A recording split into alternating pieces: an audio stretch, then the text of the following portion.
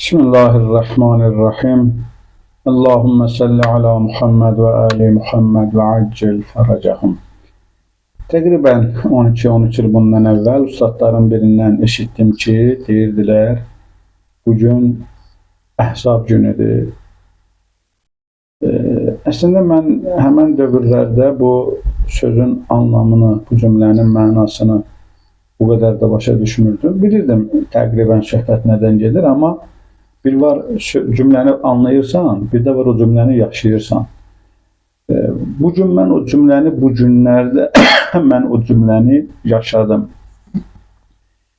Əziz izləyicilər, bilirsiniz ki, artıq 2 həftədir İran İslam Respublikasında etirazlar var və bu etirazların səbəbini də biz hər dəfə çıxışlarımızda qeyd edirik.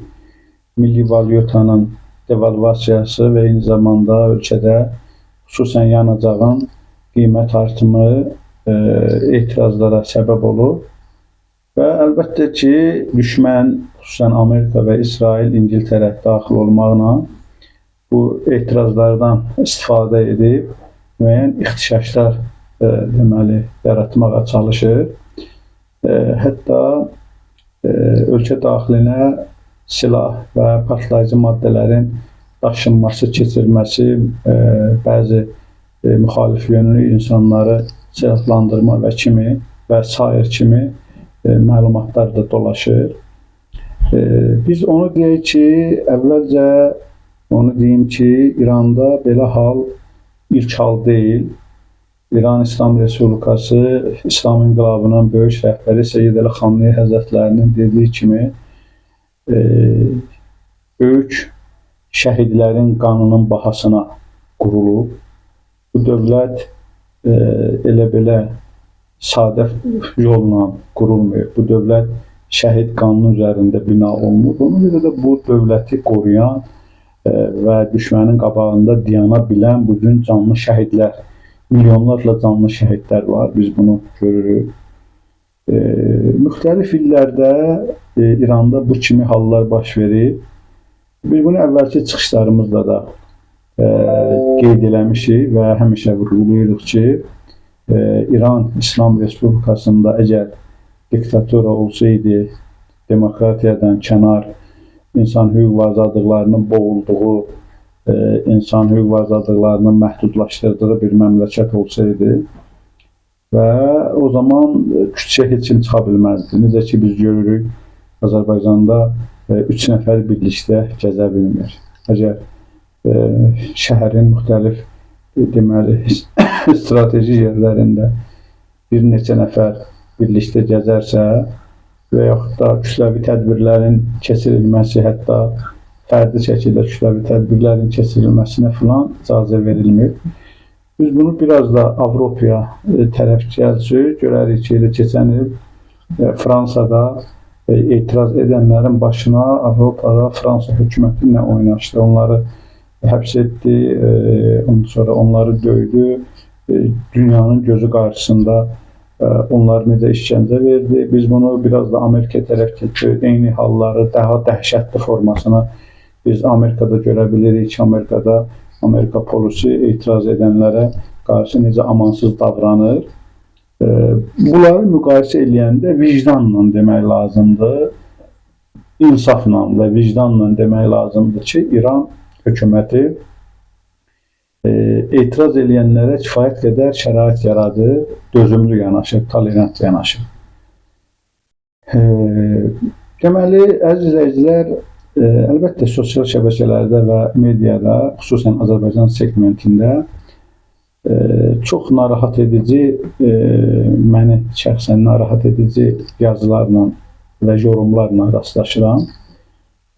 Səbr etmək bizim ən böyük işimizdir, haqq yolda olduğumuzu bilirik və onu da bilirik ki, bu hadisələr deməli, axir zamanın hadisələrindəndir. Münafiqləri üzə çıxartmaq üçün ola biləcək hadisələrdir. Bunların hamısı dərkimizdədir, fəhm edirik. Amma bəzi insanlara ritorik bir deməli sual ünvanlamaq istəyirəm ki, Sizin ki bu cür İranın dağılmasını, İran təbii ki rejimin dağılmasından söhbət gedir və bəziləri də biraz da qabağa gedir. İran adlı məmləkət istəyir. Yəni elə bir ölkədə baş verən hadisələrə deməli səsini çıxarda bilməyən insanlar, ölkədə minlərlə insan həbs olunub, haqqı əlindən alınıb, mülkiyyət hüququ pozulur, ən yaşamaq üçün ən sadə hüquqları məhdudlaşdırılır. Bu belə bir vəziyyətdə elə yenə də Ali Baş Komandan, Müzəffər Ali Baş Komandan deyir, ölkədə hüquq pozulur deyə bir cümləni istifadə etməyə cəsarəti çatmayan insanlar durub deyirlər ki, İran adlı məmləkət. Güya bunların İran adlı məmləkət deyəndə İran elə olmayacaq. Bilmirlər ki, İran o adın bir önəmi yoxdur. İkinci, sən İran adlı deməklə, ya da bunlar İranı qəbul eləmirlər. İran deyəndə, İran dövləti, İran məmləkəti deyəndə bunların canına azar olur. İşğalçı rejimləri bunlar dövlət hesab edirlər, qardaş hesab edirlər və təqribən 3000-ə yaxın bir ömrü olan, böyük dövlətçilik təcrübəsi olan, ənənəsi olan və bu gün də deməli dünya gücləri qarşısında dik dayanan, dünya dövlətlərinin arasında xüsusi çəkisi və deməli dəyəri olan bir ölkəni, bir dövləti bunlar İran adlı məmləkət deməklə aşağılamaq istəyirlər, amma bilmirlər ki, elə bu cümlə ilə bunlar özlərini aşağılayırlar, özlərini biabır eləyirlər. Əziz izləyicilər, mən bir neçə xüsusi məqama toxunmaq istəyirəm. Birinci toxunmaq istədiyim məqam, qarşıma deməli bir Facebookda bir post çıxdı, Qulu Məhərrəmlinin postu. Qulu Məhərrəmli ölkədə tanınmış media adamlarından biridir, professordur, ali təhsil ocaqlarında tədris edir, deməli jurnalistika sahəsində. Bunun deməli şəxsinə əksəriyyətin hörməti var, amma mənim qarşıma çıxdı ki, onun deməli bir postu çıxdı. İcazə edin, mən bu dəqiqə onun postunu olduğu kimi sizin üçün oxuyacağam. Onu tapım, olduğu kimi oxuyacağam, amma mənim üçün şəxsən Qulu Məhərrəmli səviyyəsində aşağı-yuxarı hörmət olunan bir şəxsdir. Səviyyəsində bir insanın bu cür düşünməsi və bu cür deməli mövqe tutması bu məsələni ortaya çıxardır ki, görəsən Qulu Məhərrəmli İranda baş verən hadisələrdən xəbərsizdir, xəbərdardır, həqiqətindən söhbət gedir, xəbərdardır yox. İkincisi də bu cür insanlar nə zaman bu qədər vicdansızlaşırlar, bunların vicdan gözləri nə vaxt kör olur. Qulu Məhərrəmli yazır ki, dünən yazır ki, uçuruma doğru gedən İran viran ola bilərmi? Sual işarəsi, sonra da cavabını da özü verir, bəli, yazır, ola bilər. Deməli, Qulu Məhərrəmli də daxil olmaqla Azərbaycanda bütün əli mikrofon tutan, əli qələm tutan, yazı yaza bilən, söz deyə bilən nə qədər adam var. Mən o kütləni hesab eləmirəm. O insanlar ki, kütlə hesab olunurlar, onlardan söhbət keçmir. O insanlar ki, Qulu Məhərrəmli kimi insanlardan söhbət edir. Onlar hamısı elə görürəm, ucdan tutma. Bugün mənim çox təəssüflər olsun, Akif Nağı da qarşıma çıxdı eyni düşüncədə. Və Zeynallı məsələn, Allah şəfa versin, eyni düşüncədə və s. Bunlar hamısı elə bil İranın dağılmasını arzulayan və dağılmasını istəyən, sanki dağılması üçün süno gedən insanlardılar. Əzizlər, biz gəlin görək ki, İran niyə dağılmalıdır? Bəziləri deyir ki, İranda ümumiyyətlə 4-5 ölkə yaranmalıdır, yeni dövlət yaranmalıdır. Məsəl üçün, türklər bir, farslar bir, ərəblər bir, türkmənlər bir, lordlar və s. Sizdə İran çox millətli bir ölkədir. Orada nə qədər ölkə varsa, millət varsa, hamısı bilən özünə dövlət qurmalıdır. O məntiqlə biz gərək Azərbaycana da şamil eləyək. Nədənsə deməli bu məntiqlə İrana yanaşan insanlar Azərbaycanda talışların, ləzgilərin, deməli tatların və s. Azərbaycanda da kifayət qədər öz ərazisinə görə və millətinin sayına görə, əhalisinin sayına görə Azərbaycanda çoxdur millətli hesab edə bilərik biz. Yəni biz eyni məntiqlə yanaşsaq, onda gərək burada da hər hansı bir etirazlar baş versə, burada da gərək o siyasəti dəstəkləyək. Amma məsələn, biraz orta yaşlıların 90-cı illər yaxşı xatırlayırlar ki, Əlişan Hümmətovun hadisələri var idi. O zaman Əlişan Hümmətovla bağlı düzdür, elə Heydərin bir, necə deyirlər, bir propagandası idi. Amma o dövrdə heç kim razı deyildi, əksəriyyət razı deyildi ki, Əlişanın Talış zonasına muxtariyyət, Naxçıvan kimi muxtariyyət verilməsini tələb etməsi bir separatizm kimi qəbul olunurdu. Amma nədənsə eyni düşüncə, məsəl üçün, açıq şəkildə İranla bağlı səsləndirilir. İranda 4 yerə, 5 yerə dövlət bölünməlidir, yeni dövlətlər yaranmalıdır. Bu separatizm deyil. Bunu anlamalı olmur ki, necə olur? Burada bu separatizm olur və bunlar düşmən olurlar, vətənə bunlar xain olurlar filan. Amma siz İran haqqında bu fikirlər səsləyəndə bu hər şey normal olur, hüquq olur. Əlbəttə ki, bu cür insanların dilindən bu fikirləri eşitmək təəssüf edici bir haldır. İkinci, biz gəlin görək, İran deməli dağılarsa biz nə qazanacağıq? İran dağılarsa, viran qalarsa, əlbəttə ki, o viranəliyin altında qalanlardan ilk biz olacağıq ki, bizim deməli biz bilmirik hələ, daha doğrusu deməli təqribən 750 kilometr sərhəddimiz olan İrandan əgər orada bir problem yaranarsa, dövlət səviyyəsində və s. böyük bir problem, bunların dediyi bir vəziyyət yaranarsa, orada nələr baş verəcək, bizim üçün nələr baş verəcək, onun mahiyyətini anlamırıq. Təqribən 10 milyonluq, heç o rəqəm də doğru deyil, 10 milyonluq təqribən bir ölkədə indiki vəziyyət hansı uçuruma gəlib enib, onu biz düşünsək, onda bilərik. Məsələn, bunların iddiasına görə 30 min, 35 milyon, bu günlərdə yeni bir rəqəm səsləndirdilər. Mən səhv etmirəmsə onu Akif Nağının ağzından eşitdim. 50 milyon, yəni İranın artıq əhalisinin 50 milyonunun türk olduğunu iddia elədi Akif Nağı. Bilirsiniz ki, Akif Nağı haqqında bir cümlə xüsusi deməliyim. Akif Nağı İran-Azərbaycan münasibətləri biraz yaxşılaşan kimi deməli İrana səfərlərə başlayır. İran tərəfi bunu çağırır, gedir orada. Yadınızdadırsa neçə il bundan əvvəl Qarabağla bağlı İranın müxtəlif şəhərlərində, hətta universitetlərdə bir neçə nəfəri də almışlar arxasına, daha doğrusu qoltuğuna vurub getmişdi orada. Deməli, Qarabağ mövzusunda müəyyən konferanslar keçirirdi, filan, İran-Azərbaycan dostluğundan danışırdı. Amma indi İran haqqında İranda biraz aksiyalar keçirilir ki, o aksiyaların yaxın günlərdə, mən inanıram ki, yaxın günlərdə o aksiyalar son qoyulacaq və o aksiyalar nəticəsində nə qədər münafiqin, vətən xaininin üzə çıxacağı məlum olacaq ki, mən hesab edirəm ki, bu aksiyaların uzanmasının əsas səbəblərindən biri də ölkədəki xainlərin və münafiqlərin deşiklərindən çıxartmasıdır. Necə tülkünü deməli yuvasından çıxartmaq üçün yuvasının bir ağzına od yandırıb tüstü verirlər. İran hakimiyyəti də deməli bu münafiqləri yuvasından çıxartmaq üçün aksiyaların müddətini uzatmaqla onlara tüstü effekti verir. İnşallah biz bunu yaxında şahid olacağıq.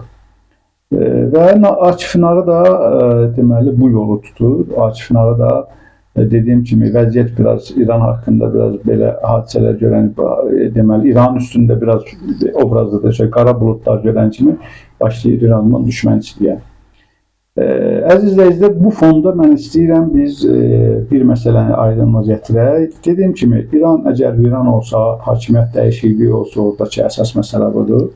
Hakimiyyət dəyişikliyi olsa, rejim, oranın mövcud rejimi dəyişsə, nələr baş verəcək? Bunlar haqqında biz başqa bir vaxt danışarıq ki, bu vaxta qədər də danışmışıq. Amma mən istəyirəm ki, sizin diqqətinizə bir məsələni çatdırım. İran 79-cu ildən bu günə qədər təqribən 47 il eləyib, bir aydan sonra fevral ayında İranın müstəqilliyinin, İslam inqilabının üzr istəyirəm, İslam inqilabının yaranmasının 45-7-ci il dönümüdür. Bu illər ərzində İran nəyə nail olub? Gəlin biz buradan mən statistik məlumatlar sizə deyim.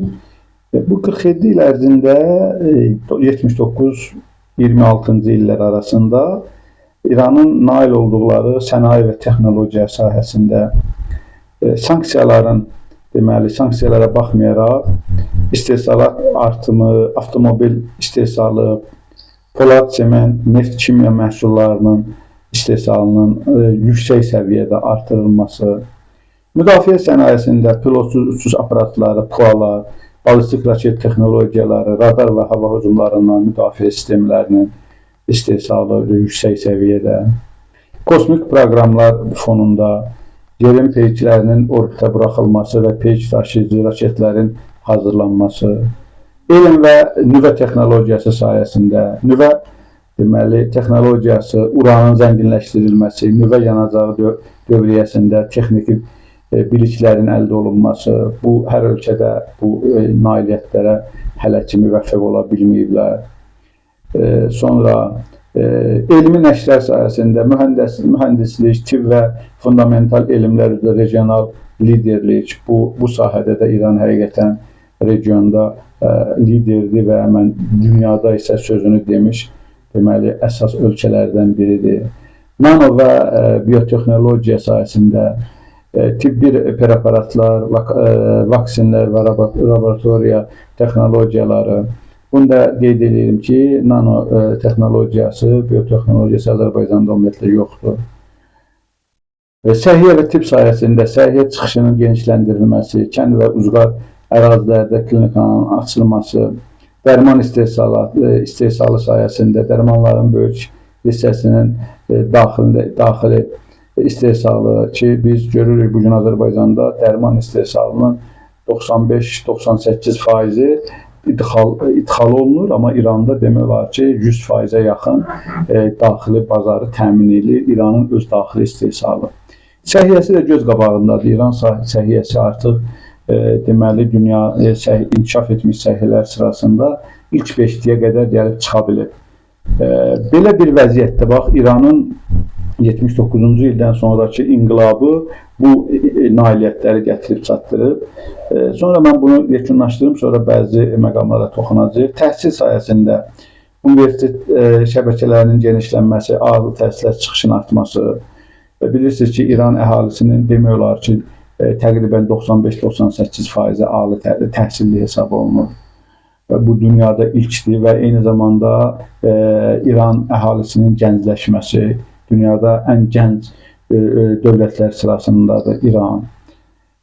Dediyim kimi təhsili dedim. Mühəndis və texniki kadrlar baxımından daxili bazarlar üçün deməli böyük insan kapitalı əldə edib İran.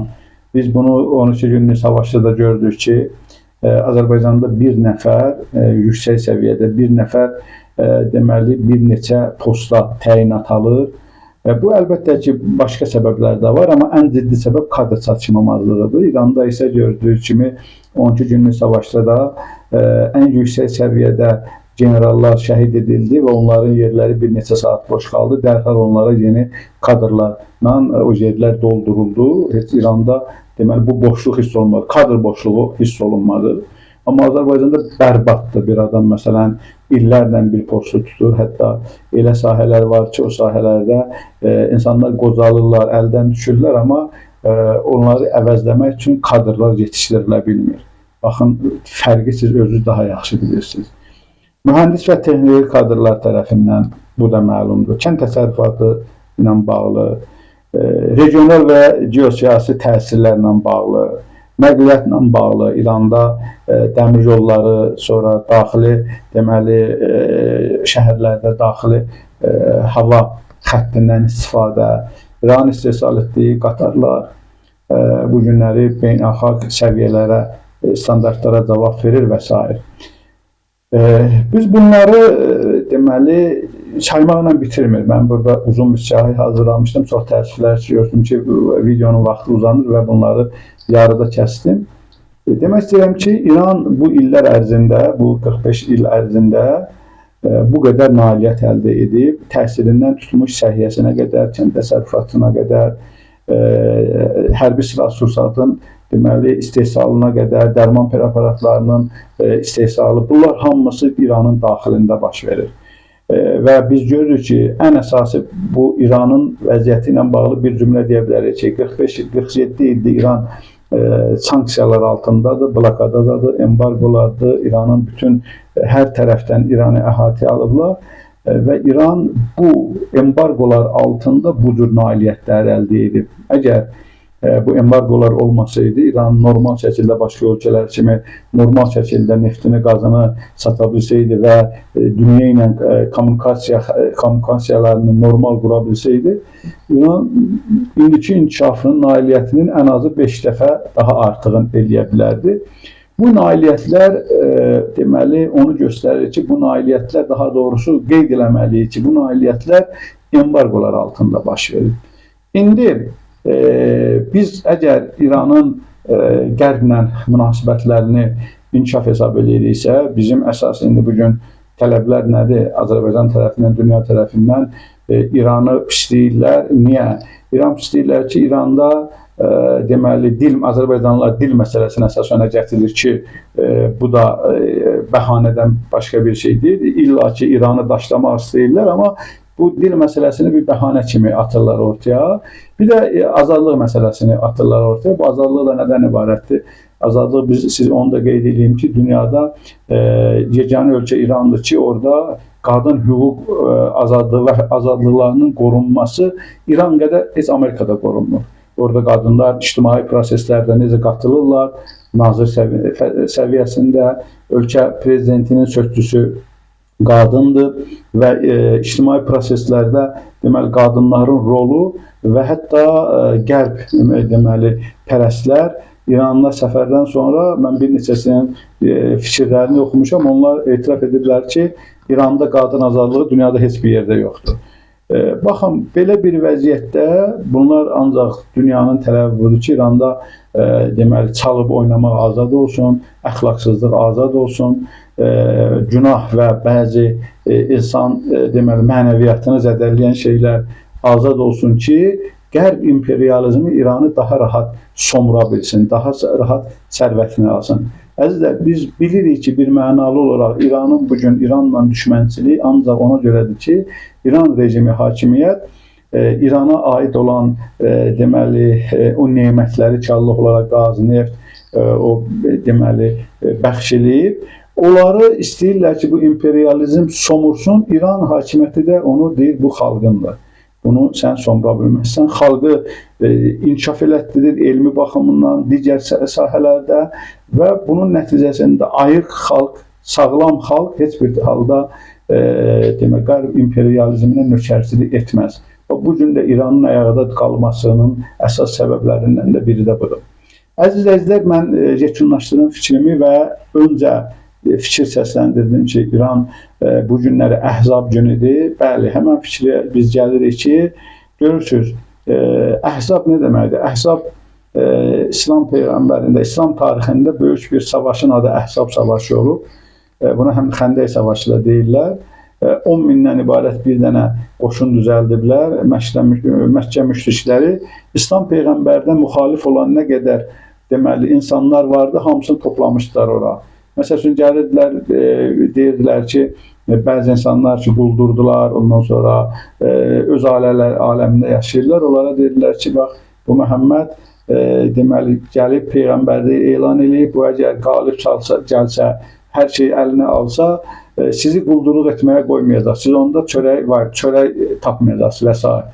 Deyirlər, onda yaxşı, biz də sizə qoşuluruq. Yəni, bu cür bəhanələrlə alladırdılar.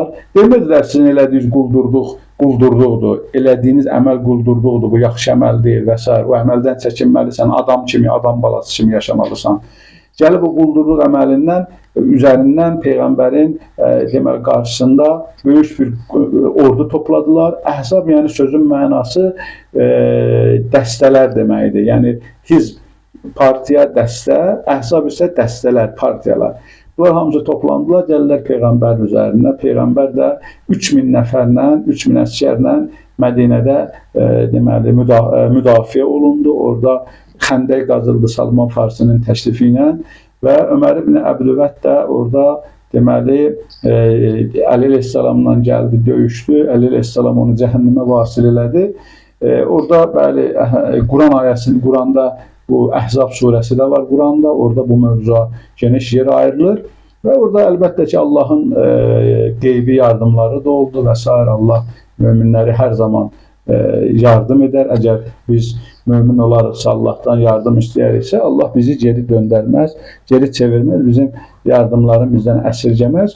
Və nəticədə Peyğəmbərin orada bir dənə sözü var. Peyğəmbər dedi ki, bugün Həzrəti Əlinin Ömər ibn Əbdüvədə vurduğu, Əmr ibn Əbdüvədə vurduğu deməli bir qılınc zərbəsi qiyamətdən, Adəmdən qiyamətə qədər bütün ins və cinnin etdiyi ibadətdən üstündür.